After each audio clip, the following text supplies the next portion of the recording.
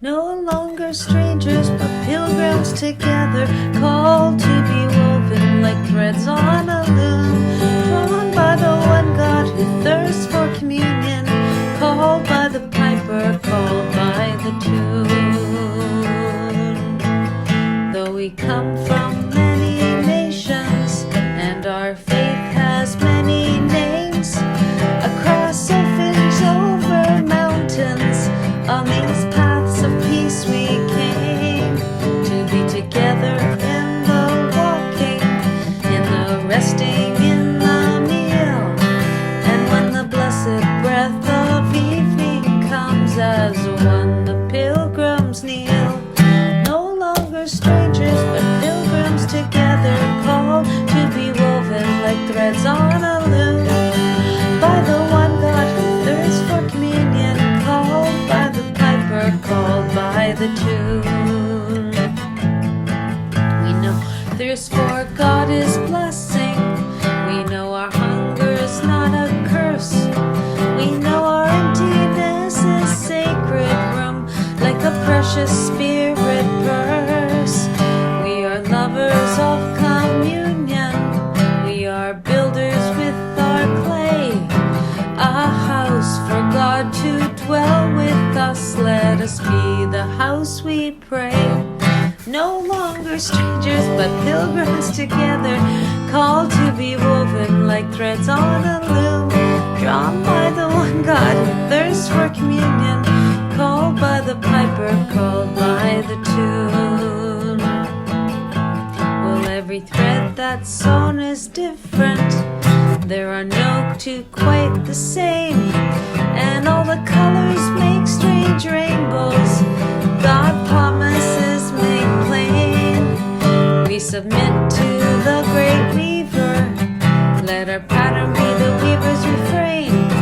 Our God, the God of difference, calls each of us by name. No longer strangers, but pilgrims together, called to be woven like threads on a loom, drawn by the one God who thirsts for communion, called by the piper, called by the tune.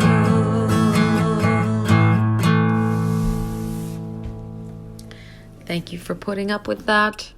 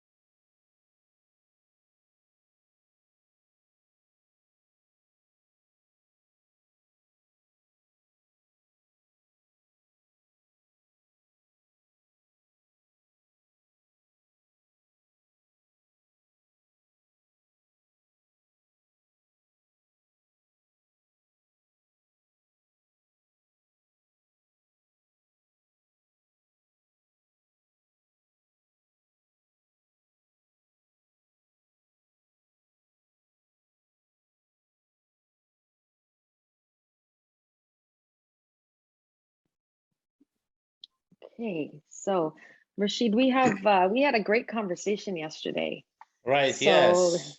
yeah, so we're gonna share something. I think you're gonna share a little bit of your story, but I think as someone who uh, has made a significant transition from your home in Yes, Morocco, right? You came from Morocco right. to and you lived in the UK for in Liverpool for two years, was it? Yes, Yeah. tears. And then you made another transition to Canada. Yeah, which is yeah. And here Yeah, you are. And you've been, yeah. how long have you been here at Daybreak? I would say it's 7 years so far, I think. It's been seven Yeah. years. So Yeah. that's 9 years of your In, life has been in L'Arche. in total, yeah. Yeah. Yeah. And so our conversation, I think, is very much connected to our reading today because I think Right. because you've made those transitions, I think you have a sensitivity to what it's like to come from a different place Right. and to live in a new place that you're Yeah. unfamiliar with. and I think in our conversation, what I learned from you was how that developed in you a sensitivity to how to welcome newcomers Yeah. in our community. And so I would love for us to share a little bit of that conversation with people. And we have pictures to share too, which you sent me, and Sure. are quite beautiful. So I'm going to get those up on the screen so Right. that we can share them with everyone. That's yesterday. Yeah, that was, you had a birthday as well this week. Yeah. Yes. So we have a lot of September birthdays today. Yeah. So Wow. yeah, so this is a little bit of your journey, right? So Right. so maybe you could tell people where Morocco is. Right. Yeah, Morocco is here, guys, in in North Africa. So yeah, I came from Africa, this continent. Flew to England. I lived in Liverpool. We launched Liverpool, which I found like, yeah, they have a different accent. It's not the same as other parts of the UK. Okay, before you get there, we want to hear a little bit about Morocco, because it was a big part of your life before you came to Yes. Daybreak, right? Well, So in Morocco, it's a different, yes. Wow, yeah, you get some pictures. I used to go to go through this village with tourists. Before in Morocco, I used to work in this kind of tourism domain, like guiding, because that's the only thing we have in the area. So they come to see these roses, as you can see here. Rachid, how do you say the name of the town you're from? It's called Kalam Guna. Kala means the square of Mgun means the people of this area. Yeah. And you said the area is known for its roses? Yes. It's not, it's roses in springtime, yeah, and a lot of rose productions in the town. So it's known for that. People go in this area, they usually purchase all these products made in this town of roses, especially these kind of makeups and stuff like that, soap, shampoo, and all this. Yeah, that's how. Yeah. And do you still have? Sorry, yeah, that's how I know about Lush through this tourism. So some tourist told a friend of mine that of the picture I sent you about Lush, and then yeah, so he took initiative to try, and he went to Lush UK, Lush Kent, one of the oldest community in the UK. So and then he told me about Lush, yeah. And so, do you still have family in Morocco? Yes. Yeah, I came from like my family in the village. My dad's still alive, but my mom passed while I was in the UK. By the time I was coming here to Canada. Yes. Yeah, there was a change between when I was there and when I left. So when I come back, the family is not the same as it was before. So my brother, you also lost a brother, right? Yes, he was very young. I didn't know until he told me that he passed and stuff. It's really shocking, yeah. And my mom too. So all these funerals, happened when I was in Lush UK. So it was really like hard time for me because it was like the first that to happen in my family. So I don't really experience that. So and I was away like that. So it was really hard. I thought like even a month after, I thought they're still alive, but it's not. They're not. Yeah. So it was really tough. Yeah. Yeah, that's a good awareness to have as we welcome people from other places. They have a whole life back home, you know, that we don't always have an awareness of, right? Yes. Yeah. So this lady, this is a tourist that come into the area, but this lady, she has an organization. He would bring a lot of young people from a school or an institution, and these people are blind people. They don't see. So we had to guide them in the area, and they're very smart. Like once you show them somewhere, they know. Next time they go there without anybody. They have some sticks like this to guide them, and so she would bring these people twice a year. So yeah. And Rachid, I was struck. We were talking about this that you're having tea together and you're sitting on cushions on the floor. Yes, like in the country in Morocco, it's still like very traditional. People sitting on the floor like this. That's how we sit. We don't really use that much like more modern furniture. Maybe in the cities could be like here, but where I come from, it's still like some kind of tradition this way. We drink tea is some kind of hospitality to welcome anybody, and if you want to have a chat with someone, you always say, okay, let's come and have a chat over some tea and stuff like that. That's how life goes. Tea is something very common.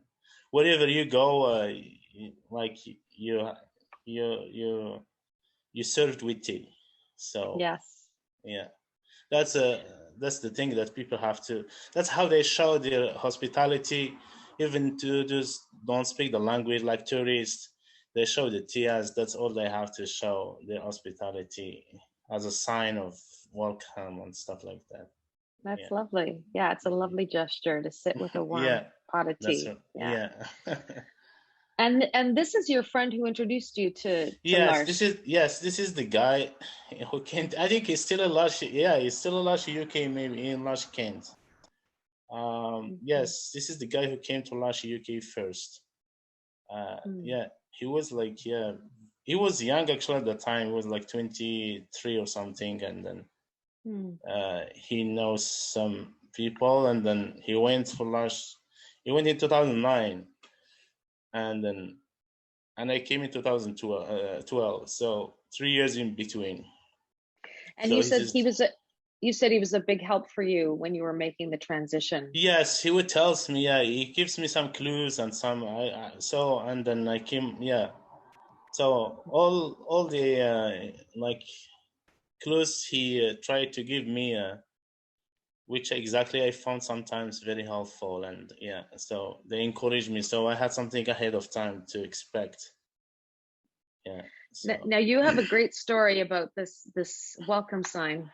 Yes, this is the sign when I arrived.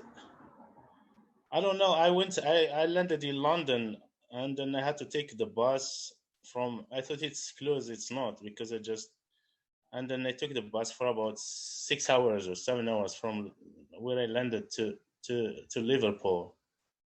And yeah, so when I arrived in Liverpool, I saw, before I get out of the bus, I saw my name on the sign with a co-member like this, and I said, "Oh my God!" It Peter? I was like shocked. I Peter? feel like, yeah, Peter, yes.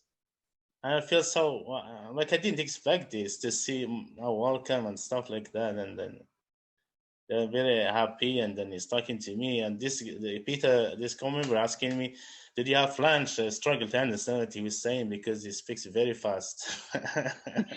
Well, and you were saying that they spoke with such a strong accent. You weren't sure they were speaking English, right? Yes, in Liverpool, it's not like other parts of the UK. Their accent is a little bit, sounds like German or something. So yes, you wondered if you were in Germany. Yes, I thought, yes, oh my God, I think I came to the wrong place. So their accent is very strong and fast. So it took me a while to understand. It took me like 6 months to adjust to their system, to the way that they speak, to understand them. Yeah. And so, I know that. Yeah, we drove home. Yeah. And you talked about how you really got a warm welcome from people, that people seem to always know your name. And yes, and also, yeah, whatever, anybody I met, I say, hi, Rachid, welcome, Rachid. Oh my God, it's like, what did they know my name? I didn't know that. So that was very, very encouraging, you know. And so I feel like I'm accepted and trying to.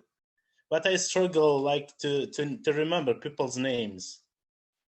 I feel Well, bad if I, because you're people meeting a call, lot of new faces, right? yes, people call Yeah. him by my name, and then I try to make a mutual respect to by calling them also by their names, but they struggle to remember. So even especially when someone already told me their names, but I feel bad to ask again to see what's your name. So yeah, but yeah, I mean it was really encouraging and yeah, helpful to So settle down. Rashid, maybe tell us something about L'Arche, Liverpool. Like it's a you said it's a large community. Yes, it's a in the capacity of the population there. I would say it's as much as big as here. But Hmm. geography is small, but like because it's a little bit in close to the city and they have a small area. But people like they have, I think, I would say 8 houses too. They have 8 houses. Hmm. Yeah, there And you is lived in.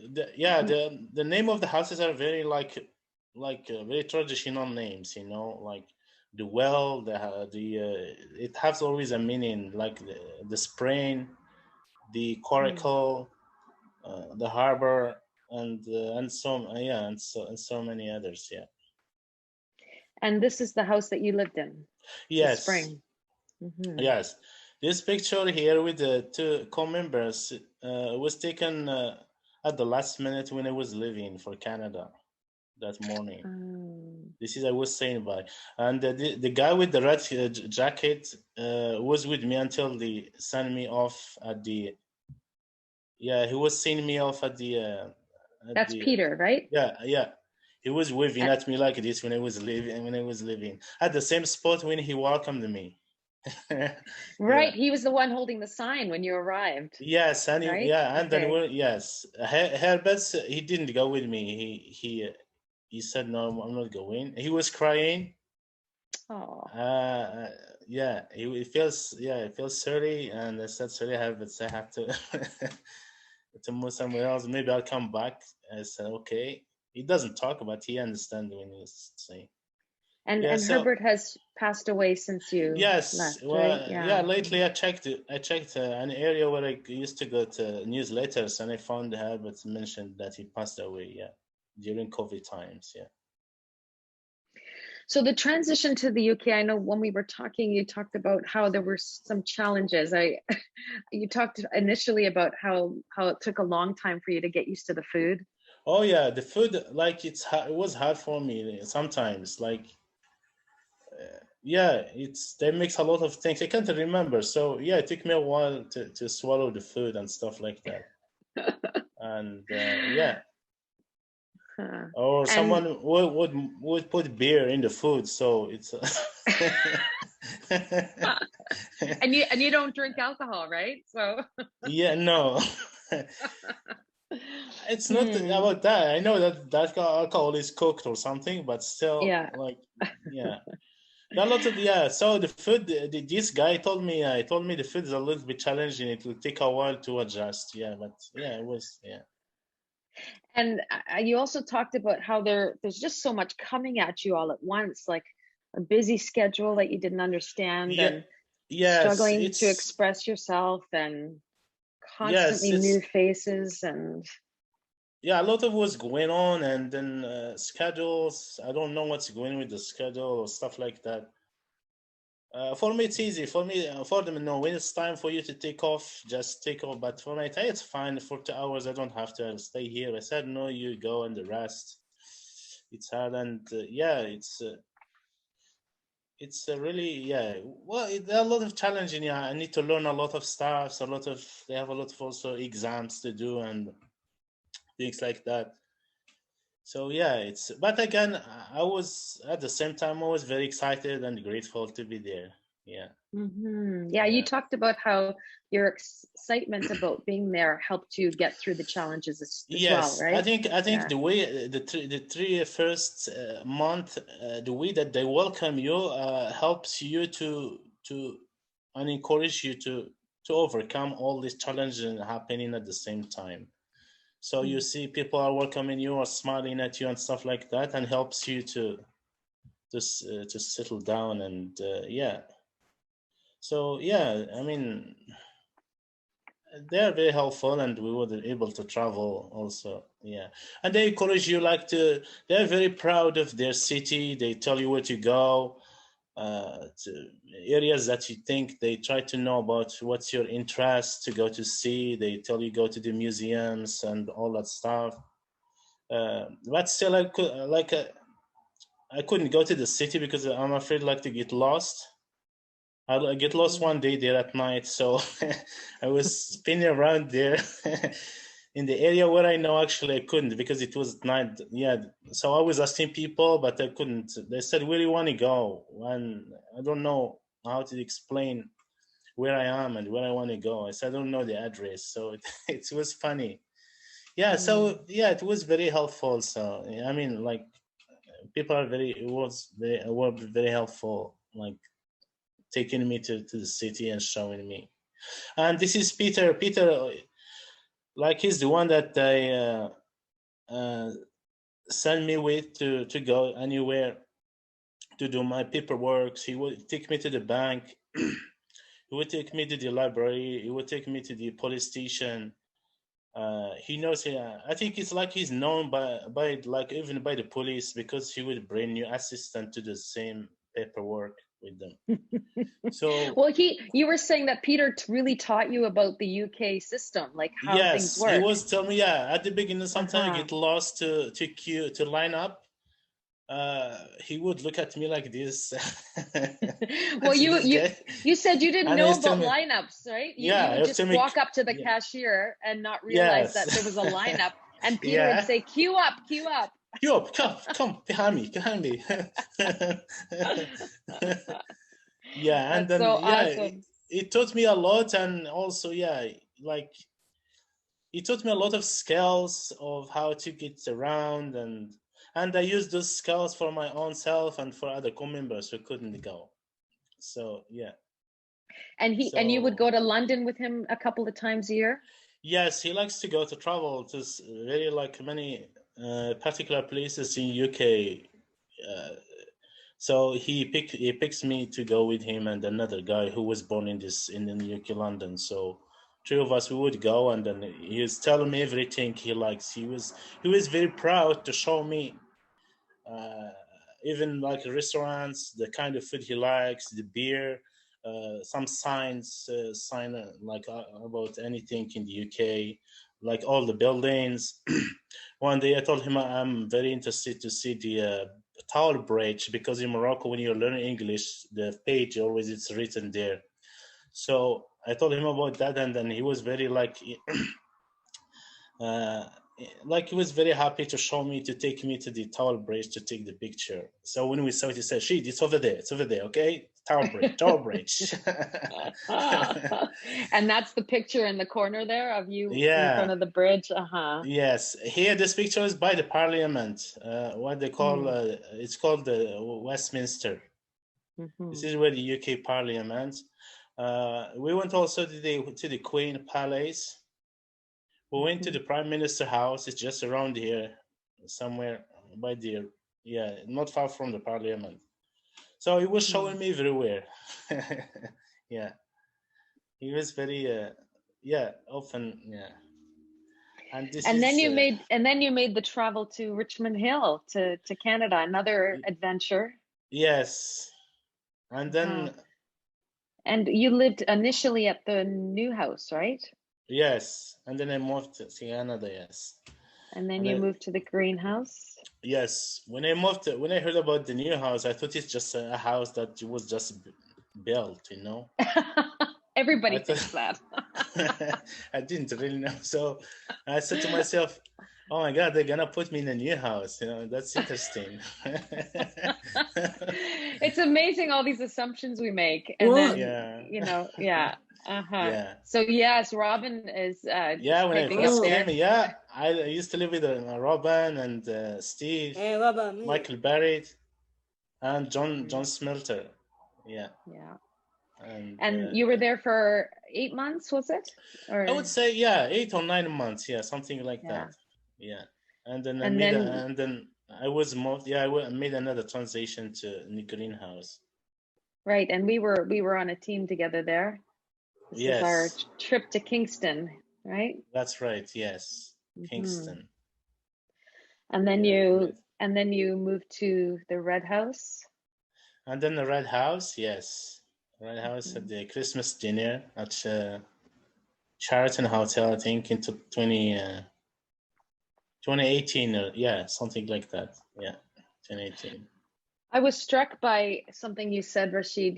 Well, in our conversation, you talked about how Richmond Hill was an adjustment because he said everybody seems to have cars, and when you were Yes. in London, you said or Morocco, people, you would pass people on the street because Yeah, a everybody lot of used people on the public transit. street. Yeah, so Yeah, here, yeah, I found when I came here, I see everybody in the car. I'm the only one walking on the end street.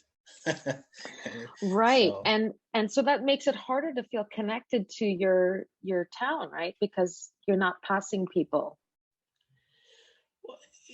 yeah, I And mean, it's harder just to meet people, right? Harder yeah, to it's a meet different, people. yeah, it's a different it's a different way of society, maybe. Yeah, it's different. Yeah, I think when I was in UK, they don't they don't have much cars as here.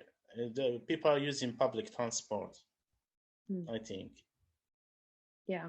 I And mean, we're in also the, infrastructure, what's it called, it's different. Like here it's big, it's so everywhere is so large, streets are very large, whereas like in UK it's a very small street, small houses. So it's, yeah, yeah, it's yeah, like, that's yeah, so that an adjustment. yeah, it's different. Yeah, yeah, And we also talked a little bit about the fact that you are a Muslim, and yeah, you've been courageous to join us in a Christian community as a Muslim person.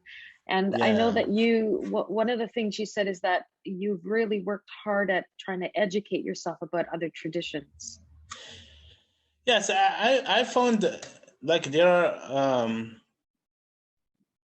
different traditions and stuff like that. But I learned from the beginning that when I was coming from UK to from Morocco to UK, the application form explained about this. I told them about everything, and when I had the interview, she talked me about everything. And this guy also told me, he said it's they have a different traditions, but very welcoming at the same time, and they're open people. They like to they accept anybody's opinions. You can, so yeah, so that encouraged me, and also, yeah, I came.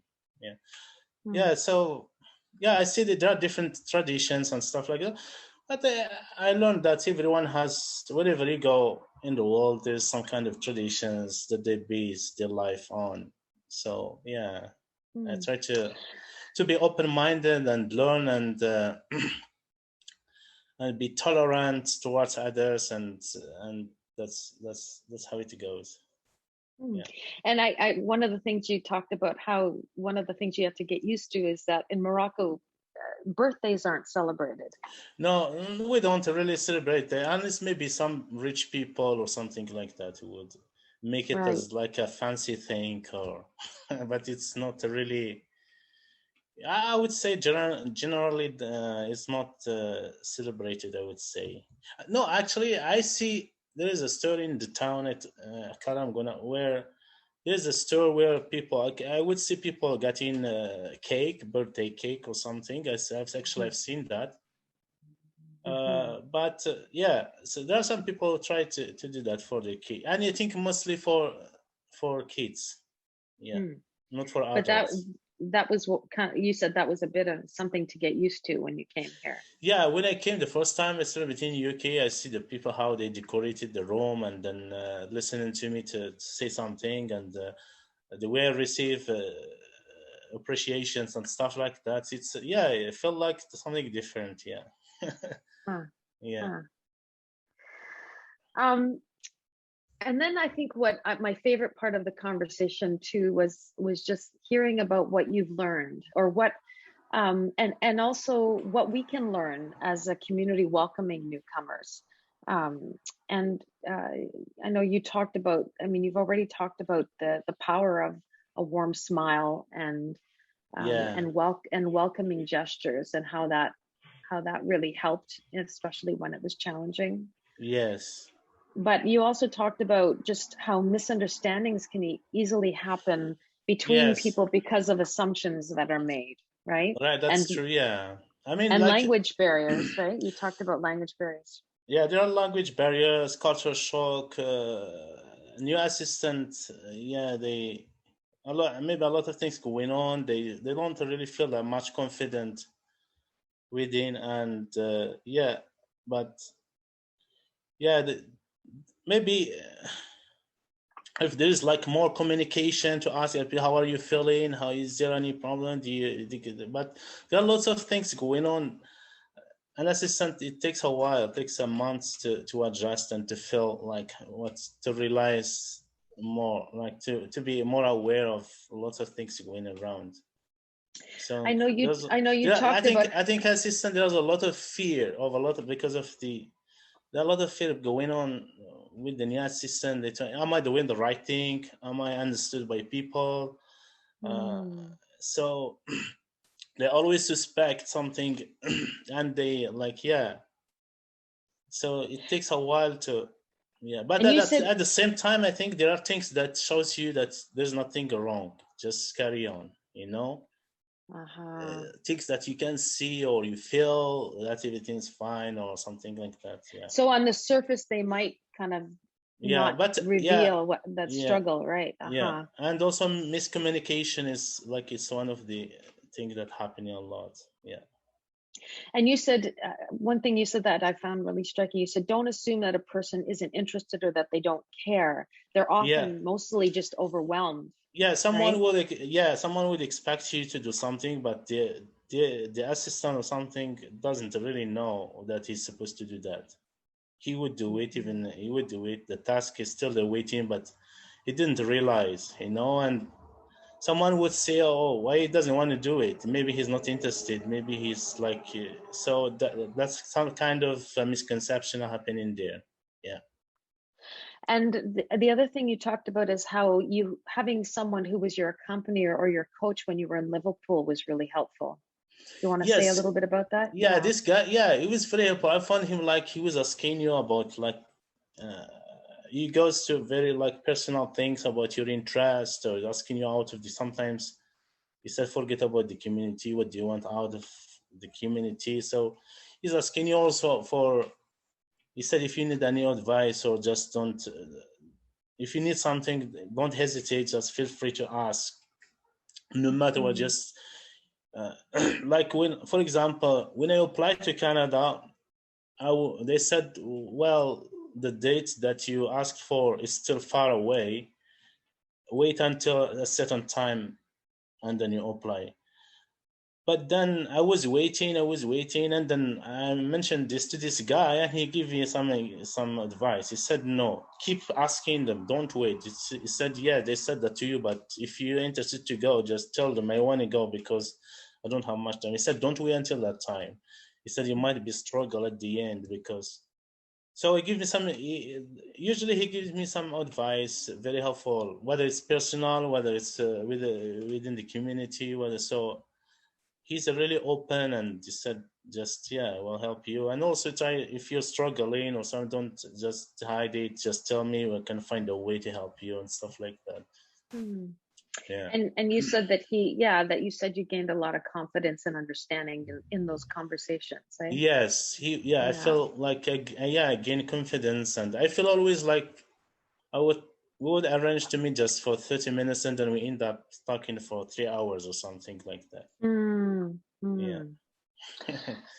And the other thing you talked about was how you said that even though things get challenging, you said it what you observed is that other people struggle too, and that you're not alone.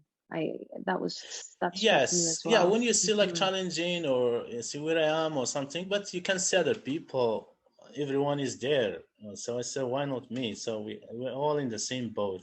Let's go together. Yeah. And I think you said that it really developed in you a sensitivity to welcome newcomers yourself, like so Ye- that Yes, yeah. I would say like sometimes, yeah, some newcomers would like not like I try like to share something from my own experience, and then I end up, as you would see, that they're feeling, they have some kind of relief, comfort. I say, oh, it's like I know their story. It's just, but I'm just revealing from mine, and then they say, oh, how did you know that? It's like almost he said, how did you know about me? How I feel. So it's something in common, yeah. And then you tell them it, and then they feel relief, and then more encouraged, and then, yeah. So yeah, it's very simple as that.